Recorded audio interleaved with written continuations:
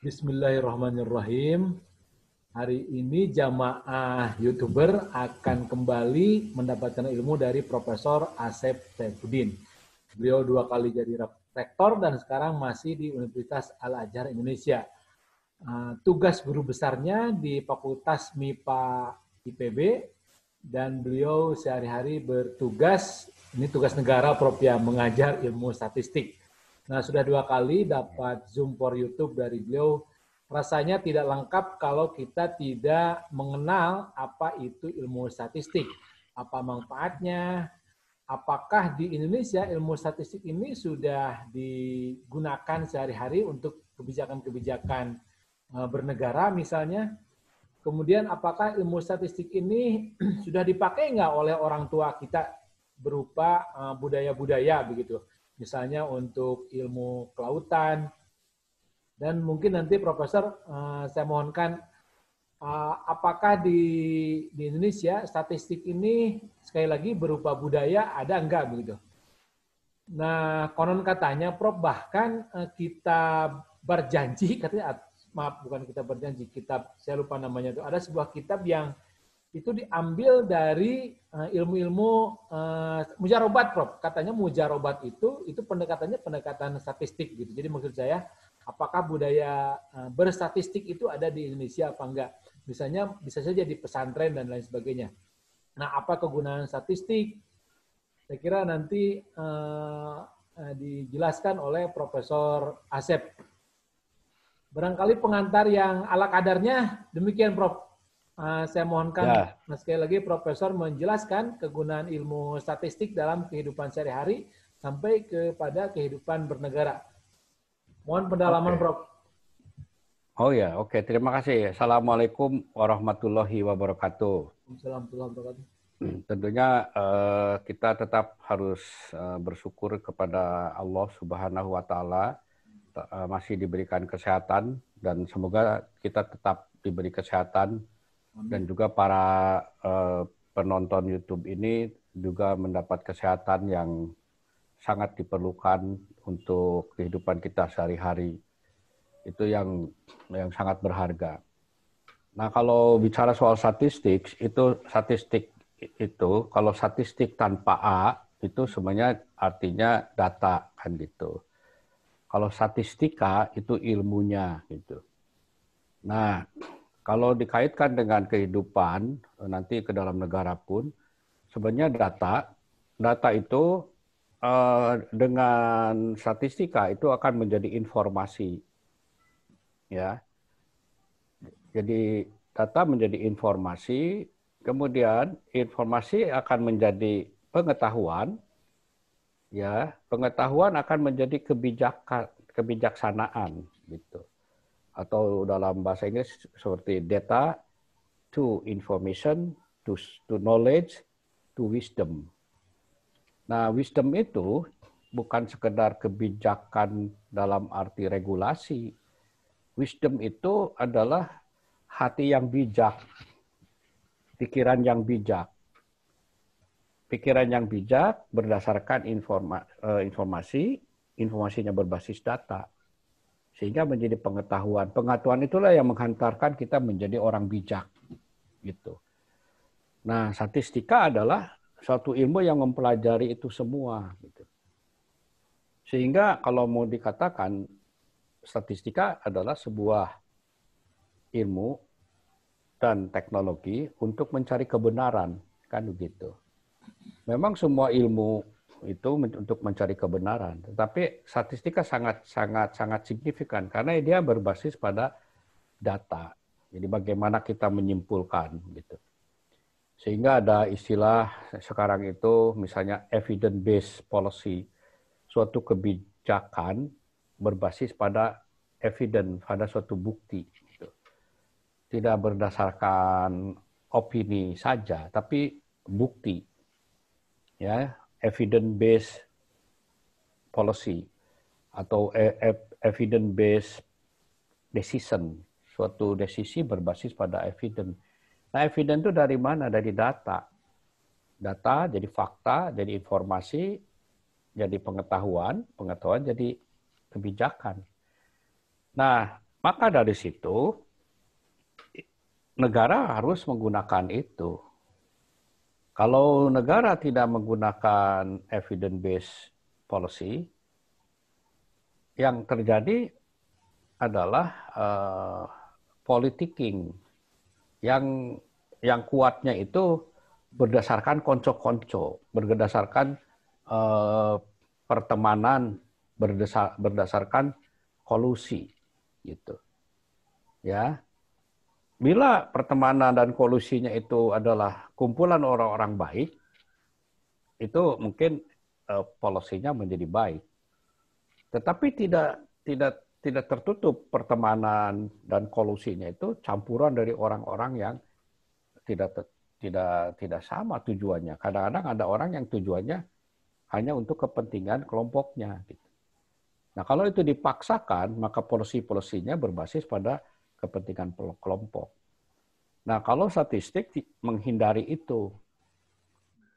Dulu juga sebenarnya pada zaman-zaman dulu di negara-negara Eropa awalnya, ketika ingin mencari bagaimana suatu polisi berkaitan dengan kesehatan, ya, maka harus ada informasi kesehatan. Itu seorang dokter namanya Nightingale, ya, yang ingin tahu bagaimana situasi dan kondisi masyarakat dalam hal kesehatan itu. Maka dia waktu itu membuat informasi dengan menturus. Turus itu kan garis-garis gitu, misalnya orang sakit 1, 2, 3 dibuat turus-turus. Nah itu awal-awal dari pencatatan statistik yang dipergunakan untuk mengambil keputusan di negara dalam hal kesehatan. Ini di abad-abad berapa ya, saya mohon maaf, mungkin 16-17 gitu. Tapi setelah itu memang menjadi lebih advance lagi metodologinya. Nggak hanya turus, tetapi esensinya adalah untuk mencari suatu keputusan atau kebijakan yang basisnya pada informasi dari lapangan. Nah, dikaitkan dengan kultur data, ya, di negara-negara yang penghormatan terhadap data itu tinggi, maka kultur statistiknya tinggi. Kalau saya kaitkan dengan kata statistik itu state itu kan juga ada kaitannya dengan negara. Jadi state negara, statistik data, jadi ada kaitan-kaitannya dan keadaan juga ya. State atau status itu kan juga keadaan. Jadi itu kata-kata itu saling berkaitan. Sehingga kalau state, status, kemudian statistik, itu adalah suatu kaitannya bagaimana keadaan status kita saat ini untuk ke depan yang lebih baik untuk negara itu. Gitu. Di sekitar itu statistik dulu itu. Sekarang memang sudah berkembang menjadi ilmu yang luar biasa ya, sangat advance ya. Banyak sekali di dalamnya metodologi-metodologi yang perlu dipelajari gitu. Mengapa? Karena tentunya cara mengambil data pun kan harus ada cara-caranya kan. Kasarnya kalau mengambil data 1000 dengan menggunakan metode statistika, dengan mengambil data 1.000.000 tanpa metode statistika, yang 1000 itu lebih valid. Lebih sah yang 1000 itu. Padahal hanya 1000. Dibandingkan dengan 1.000.000 yang 1000 kali lipatnya. Jadi metodologi itu pertama bisa mengurangi biaya tentunya. Ya, kalau 1000 dengan 1.000.000 tentunya biayanya juga melipat 1000 kali kan. Tapi dengan metodologi, informasi yang didapat dari 1000 data itu akan lebih akurat, lebih bermakna daripada 1.000.000 informasi yang didapat dengan asal-asalan ngambil gitu. Ya, itu. Ya, sehingga metodenya berkembang. Tetapi yang menjadi kuncinya adalah kita harus menghargai data. Nah, itu yang saya rasa kurang di Indonesia. Kumbang kewe lah gitu. Jadi kurang di kita itu. Di sekolah dasar tuh mestinya harusnya sudah mulai sangat menghormati data. Informasi itu sebenarnya jadi kultur gitu ya. Misalnya ya sederhana aja, ini data, misalnya data kecil aja, ini kertas siapa gitu. Kertas, oh, kertasnya teman saya. Secara fakta ini kertasnya teman saya gitu. Jadi data ini adalah data teman saya. Berhak nggak diambil? Tidak. Tanpa memberitahu kepada teman saya itu? Tidak boleh kan? Ya kalau misalnya kertas ini ada di bawah, ini punya teman saya, misalnya Kang Anton, eta kertas dihandapnya dikaluhurkeun. Mindahkan data itu informasi menjadi yang lebih baik tempatnya gitu. Tapi kalau langsung ambil sama kita terus Pak Anton nyari-nyari, ya itu tidak menghormati keadaan. Itu statistik sebenarnya. Ya, termasuk juga misalnya yang udah mulai advance. Misalnya ada berapa pohon di sekitar sekolah itu gitu. Kan orang mah hare-hare aja gitu. Tapi kalau udah mulai advance mengenai tentang data, di sekolah kita ini ada 10 pohon. Misalnya ada 10 pohon lah ya. Kemudian nanti kan bisa dibahas sama guru dengan halaman sekian ini 10 pohon tuh cukup nggak gitu. Nah, sehingga itu udah mulai proses untuk menarik kesimpulan. Cukup nggak itu untuk melindungi kita bermain dari panasnya matahari gitu. Pohon 10 itu cukup nggak? Ada anak-anak berbicara kan, cukup Pak begini. Ada yang bilang enggak Pak, kurang Pak, sebelah sini masih kosong. Nah itu kan mulai proses mencari pengetahuan. Ya, nggak terlalu berat sebenarnya, tapi kultur terhadap data itu menjadi biasa semenjak SD. Nah kalau sudah di SMP udah advance lagi, ada metodenya, misalnya mengambilnya bagaimana, udah tanpa rumus-rumus dulu lah gitu. Cuman kebiasaan anak-anak terhadap informasi itu harus menjadi kultur. Sebab kalau tidak, apa yang disampaikan oleh guru itu dimakan. Ya, sebab guru belum tentu juga memberikan informasi yang benar. Tapi kalau keberadaan pohon di depan mata, bahwa ke pohon itu ada 10, menurut murid 10, menurut guru pun 10. Tapi kalau sekarang dari guru opini dibawakan cerita, kemudian disisipkan kepada anak-anak, anak-anak itu akan menyerap menjadi seolah-olah itu yang benar. Padahal belum tentu benar padahal. Nah, karena apa? Karena tidak berbasis pada data dan informasi, gitu kan? Data dan informasi. Nah, kalau sekarang berbasis pada data dan informasi, eksis apa adanya. Masalahnya itu kurang, nah itu didiskusikan. Nah, mulailah orang berproses. Nah, itu proses statistik, gitu. SMA sudah mulai advance lagi, ada metode yang lebih tinggi. S1 sudah jelas, S1 kan sudah di ilmunya. Jadi karakter menghormati data, mengapresiasi data, itu harusnya menjadi bagian dari kehidupan putra-putri kita semenjak SD. Tanpa harus formal. Ya, ya kalau kita kan selalu banyak top down ya, dari guru, udah gitu aja. Itu mah udah dari sananya begitu.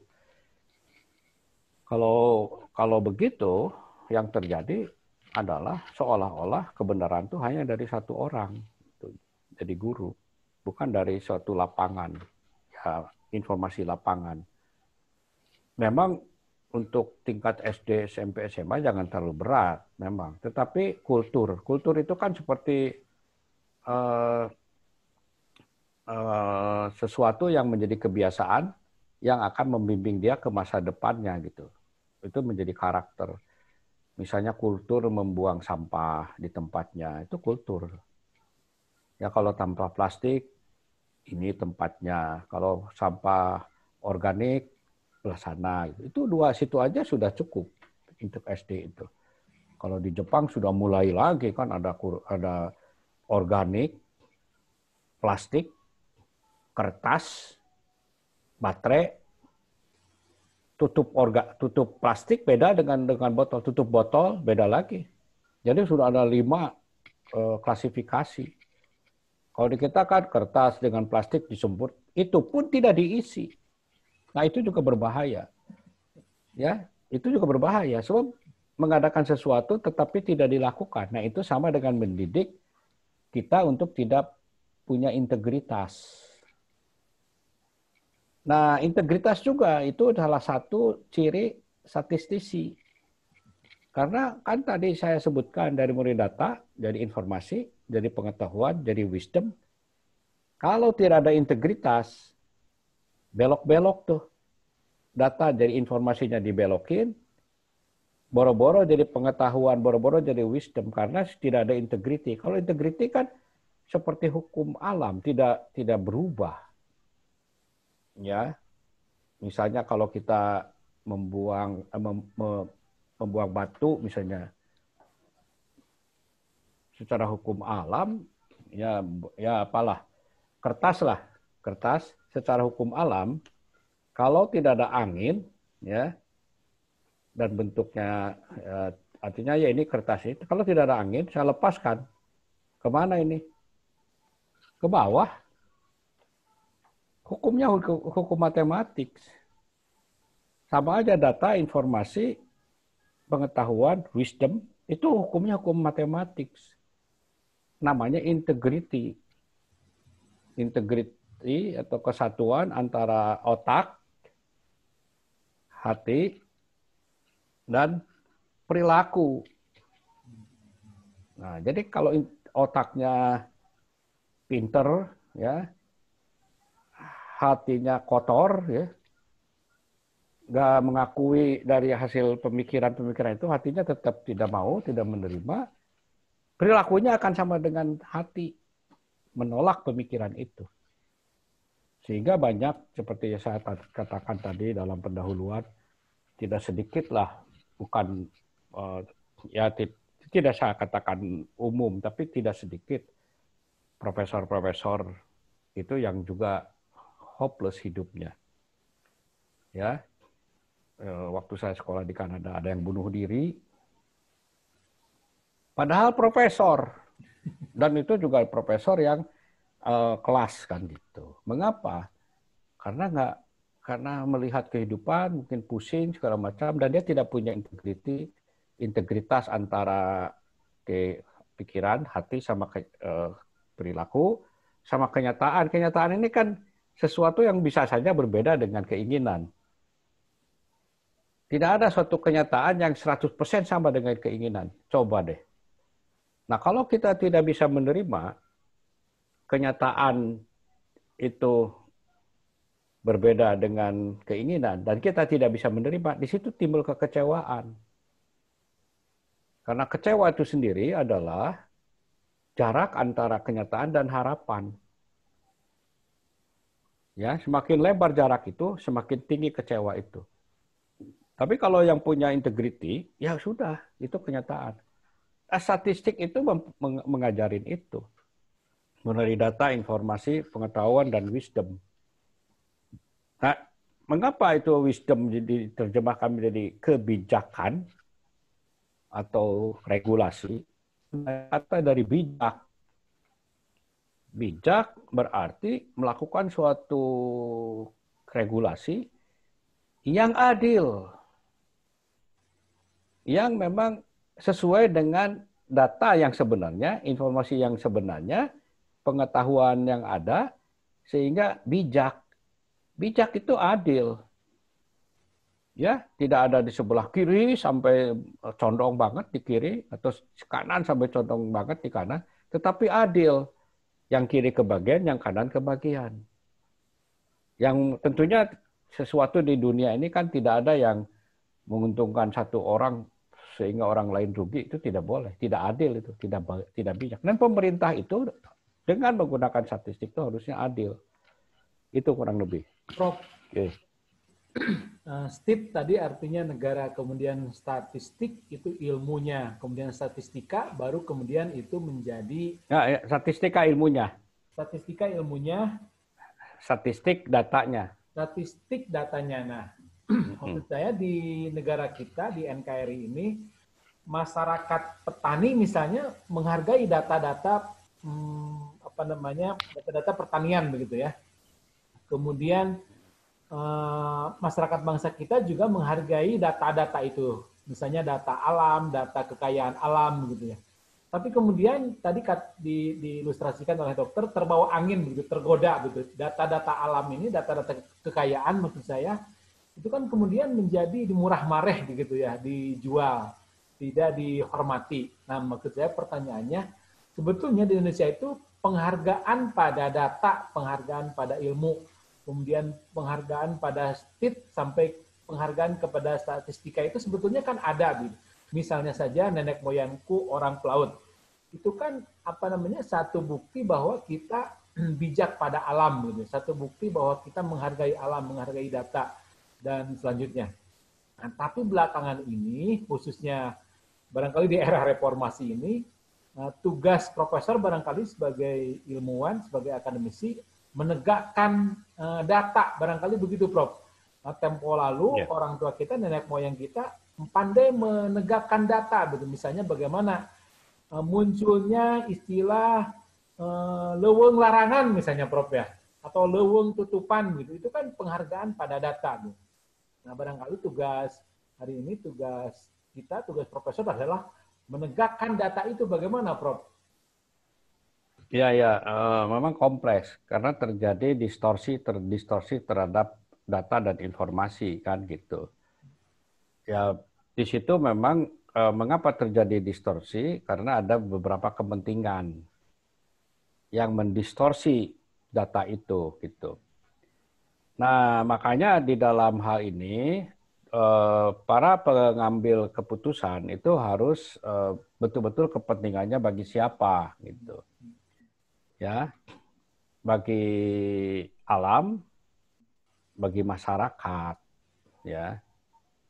Yang mana di situ ada unsur, ya bagi masyarakat itu ada unsur alamnya, ada unsur sosialnya, ada unsur budayanya, ada unsur ekonominya, gitu.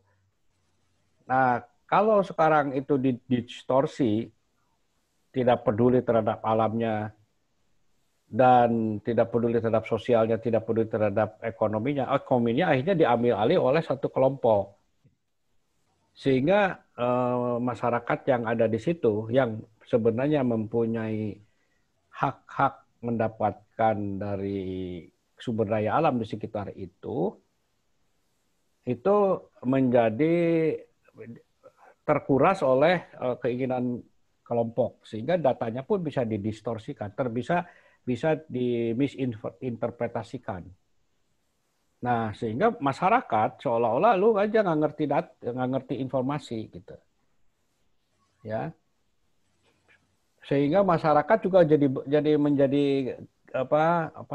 memang nggak mudah ya, tapi masyarakat pun menjadi ikut terdistorsi. Ada beberapa masyarakat yang ikut terdistorsi. Sehingga ada beberapa masyarakat yang akhirnya ikut kepada keinginan ekonomi yang sebenarnya mungkin tidak sesuai dengan keinginan masyarakat itu sendiri gitu. Tetapi itu tidak bisa dilepaskan dari sejarah di mana Indonesia pernah dijajah. Di mana pada saat itu yang namanya penjajah kan bagaimana agar kekuasaannya langgeng ya. Kemudian ekonomi penjajahnya makin bagus. Tapi apa peduli terhadap masyarakatnya makin bagus ekonominya? Tidak. Nah, kalau ada orang-orang di situ yang agak berkuasa, diiming-iming, akhirnya sih yang orang-orang yang katakan berkuasa dalam arti pemimpin informal, diiming-iming menjadi memperkuat kekuasaan penjajah. Dan itu selama 350 tahun. Kan itu kan jadi budaya. Jadi budaya kita juga akhirnya budaya upeti kan. Budaya upeti ya. Budaya sikut ya. budaya nginjak ke handap gitu. Ya kalau jika bangkong kaluhur letakan ke kiri sikut-sikut ke handap ngajejek. Itu sudah berkumpul mengakumulasi gitu. Memang harus ada semacam revolusi mental atau revolusi akhlak memang. Ya kalau saya pendekatannya dari data, dari statistik. Karena statistik itu data.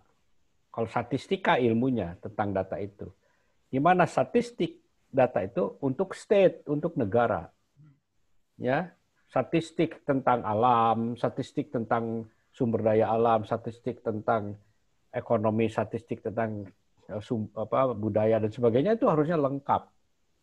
Lengkap dan statistik tentang kehidupan semua itu bagaimana yang harmonis, ya, yang harmonis antara kebutuhan ekonomi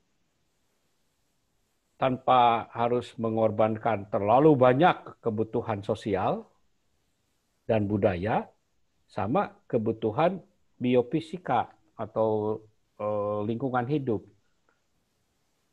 Ya, kalau terlalu condong ke satu itu condong pada satu ekonomi dan mengorbankan sosial budaya sama lingkungan hidup, maka yang terjadi adalah perusakan terhadap dua komponen itu. Nah, data itu juga banyak membuktikan kerusakan, misalnya sawitisasi misalnya. Ya, sawitisasi itu kan economic base. Apakah itu betul-betul untuk masyarakat? Itu udah nomor 2. Tapi seolah-olah itu untuk kepentingan negara, ekonominya ditingkatkan dengan sawit, karena sawit memang punya nilai yang tinggi, dan kita dalam hamparan yang jutaan hektar, bayangkan saja, sehingga digerus sawit lingkungan di situ. Data sudah membuktikan dengan adanya itu, maka keseimbangan ekosistem menjadi berkurang. Akhirnya kebakaran hutan. Harimau yang ada di situ pada masuk ke kampung. Orang utan yang ada di situ udah menjerit-jerit. Dan tidak peduli, boro-boro orang utan. Orang Garut aja disikat kan. Gitu. Jadi intinya kepada makhluk-makhluk yang lebih rendah ya disikat. Nah itu yang harus dibereskan. Ekonomi penting. Tetapi jangan greedy, jangan rakus. Dan kalau kita tidak terlalu rakus dan tidak, ya bukan tidak terlalu, tidak rakus lah terhadap sumber daya alam, maka sebenarnya di situ akan terjadi kreativitas. Karena data sudah memperlihatkan betapa rusaknya alam di Indonesia dengan sawitisasi misalnya ya. Ini harus dikaji. Bagaimana agar sawit tetap, tetapi hamparan tidak rusak. Salah satunya adalah industrialisasi yang vertikal, jangan horizontal. Kalau horizontal itu bahan baku, mau tidak mau merusak lingkungan, hutan dibabat. Tapi kalau vertikal, cukup yang ada, tetapi naikin kelasnya dari sawit itu, dari CPO ke turunan-turunannya jadi kosmetik, jadi kesehatan, jadi pakan, jadi papan. Kan itu banyak turunan dari pohon itu. Di pohon sawit itu kan dari mulai akar sampai daun paling atas itu berguna. Tidak perlu hamparan lagi. Tidak perlu hamparan. Hamparannya seperti segede Malaysia. Malaysia paling 1/10 dari sawit di Indonesia. Tetapi yang menguasai harga siapa? Yang menguasai harga ya Malaysia. Mengapa? Karena dia punya teknologi di vertikalnya. Kenapa itu terjadi? Karena kita tidak mau membaca data. Maunya rakus aja, data dilupakan. Datanya dilupakan gitu. Itu esensi-esensi yang penting ya, supaya jangan sampai untuk apa data statistik gitu. Kita kan perlu pembangunan ekonomi. Oh, itu tuh indikator loh. Data statistik itu indikator. Indikator bahwa sudah terjadi kerusakan, itu indikator. Atau indikator terjadi kenaikan pendapatan, itu indikator juga. Atau indikator terjadi degradasi moral, indikator juga. Nah, itu semua data. Nah, tapi tidak berhenti di situ. Harus dikaitkan dengan mengapa ini terjadi degradasi moral, terjadi urbanisasi, mengapa ya? Itu kan informasi itu harus dijadikan pengetahuan. Kok urbanisasi begitu besar-besaran? Orang yang dulunya petani kok sekarang jadi tukang ojek? Yang waktu di petani dia hidup tenang, kemudian bisa dari 2-3 hektar sawahnya itu ya lumayan. Tapi degradasi akhirnya sawahnya hilang jadi ojek, ojeknya perlu bensin, bensinnya bensin, BBM-nya BBM mineral, polusi semua. Ada indikator polusinya gitu. Nah, statistik itu sebagai indikator untuk memberitahu kepada pengambil kebijakan di mana kita harus mulai melakukan suatu kebijakan-kebijakan yang adil untuk masyarakat, untuk lingkungan hidup, sosial, budaya, dan tentunya ekonomi. Tapi bukan hanya ekonomi. Gitu, Kang Anton. Atau barangkali Profesor pertanyaannya adalah bagaimana mendorong tadi yang sifatnya serba vertikal begitu ya, supaya orang tidak terjebak pada runtuhnya integritas, runtuhnya moral. Karena kan kalau dengan ilmu orang menjadi derajatnya menjadi tinggi, apalagi yang berbasis bahasa Profesor tadi yang vertikal begitu ya, supaya kita tidak terjebak pada horizontal ya, pada budaya-budaya yang sifatnya horizontal dan itu sesaat gitu. Jadi pertanyaannya bagaimana data ini bisa mendorong orang pada penghargaan ilmu yang tadi digambarkan mestinya serba vertikal begitu, Prof. Ya, jadi gini, kita harus mempelajari bagaimana efek vertikal dari sebuah resource ya. Jadi sebuah sumber daya, efek vertikalnya itu adalah dengan meningkatkan titik itu naik ke atas manfaatnya sampai sebanyak-banyaknya ya. Tapi kalau pendekatannya horizontal, titiknya diperbanyak ya, titiknya diperbanyak sehingga space-nya juga dibutuhkan yang mestinya space cukup 1 juta jadi 10 juta. Tapi kalau vertikalisasi itu space 1 juta tapi naik 100 kali lipat sebenarnya jadi 100 juta sebenarnya. Tapi tidak dalam bentuk space. Nah, itu harus dipelajari. Untuk mempelajari itu, kalau kita tidak bisa di Indonesia, belajar juga dari negara lain. Namanya lesson learn. Belajarlah dari orang-orang negara-negara lain yang mengoptimumkan vertikalisasi dari sumber daya. Ya, yang meningkatkan nilai tambah dari sumber daya.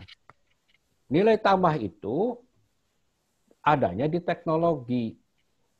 Ya. Ya kalau misalnya kakao kita, coklat kita hanya secoklat-coklatnya, nilai tambahnya berapa? 1 kilo itu paling berapa gitu. Katakan 1 kilo hanya 10.000 gitu misalnya. Tapi kalau sudah jadi coklat makanan yang enak dengan teknologi yang membuat coklat itu enak dimakan, itu 1 kilo bisa 10 juta itu. Kan melipat 100.000 1 juta kali lipat. Dengan Nah, vertikalisasi ini. iya vertikalisasi itu sebenarnya kan added value, nilai tambah.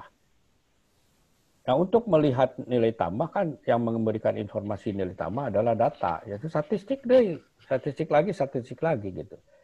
Cuman how to optimize data and information untuk meningkatkan nilai tambah melalui teknologi itu lemah kita, lemah.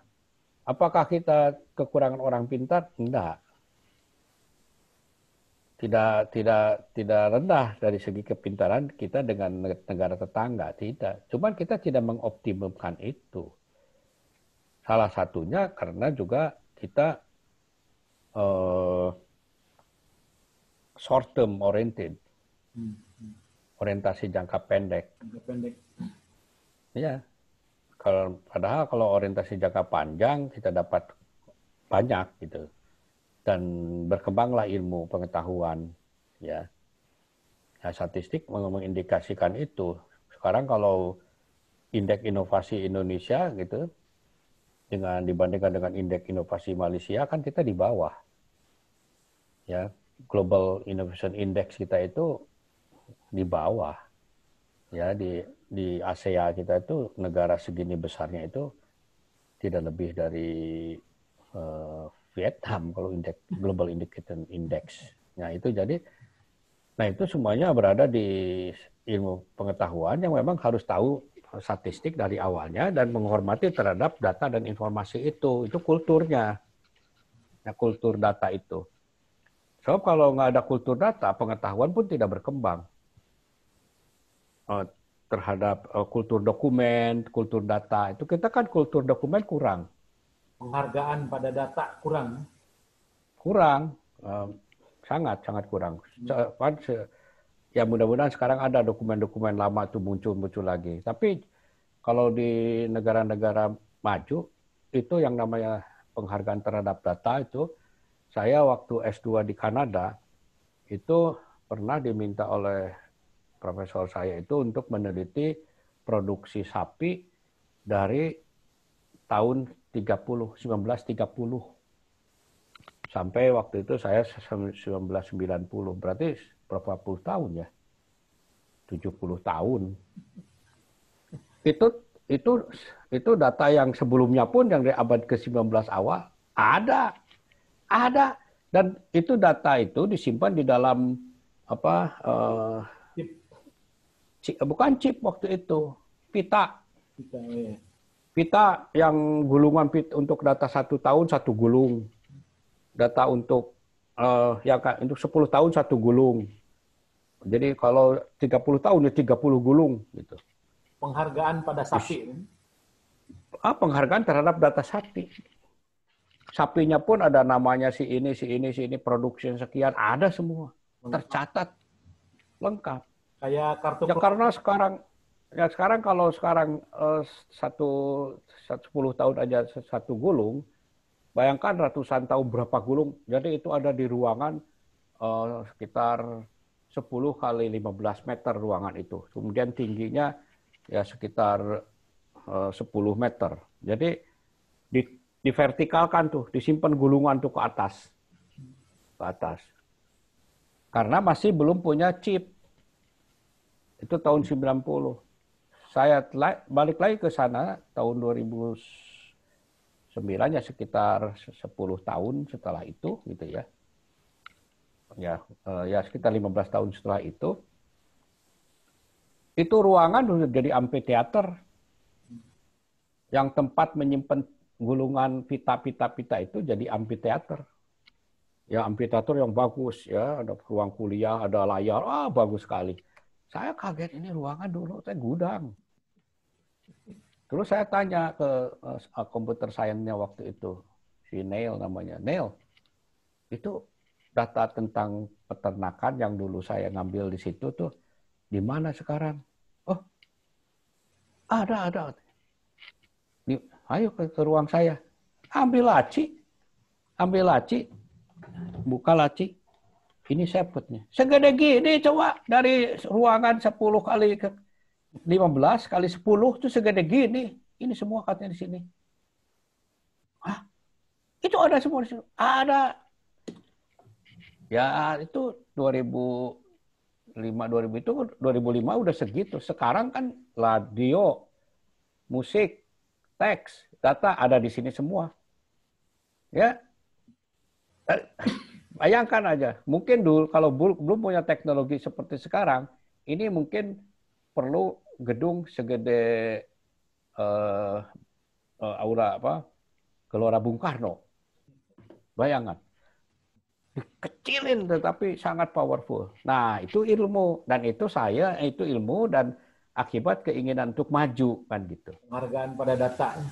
Penghargaan terhadap data di awalnya. Penghargaan terhadap data dan dokumen kan data. penghargaan terhadap dokumen, data. Kita lemah. Penghargaan terhadap data, kita lemah. Sehingga kemana-mana efeknya. Akhirnya hirup kurangan, yang penting hirup gitu. Dalam arti pas-pasan gitu ya. Tidak ada added value dari ilmu gitu. Ya, begitulah keadaannya, situasinya. Ini serada. Insya Allah ini isinya daging semua. Ya, makasih. Mudah-mudahan lah. Ya. Oke. Karena teruskan yang tentang belajar di masa pandemi ya. Insya Allah, non Prof. Ya, nun ya. Mbak. Yuk, Assalamualaikum. Assalamualaikum warahmatullahi wabarakatuh. Saya pamit ya ini. Mohon Prof.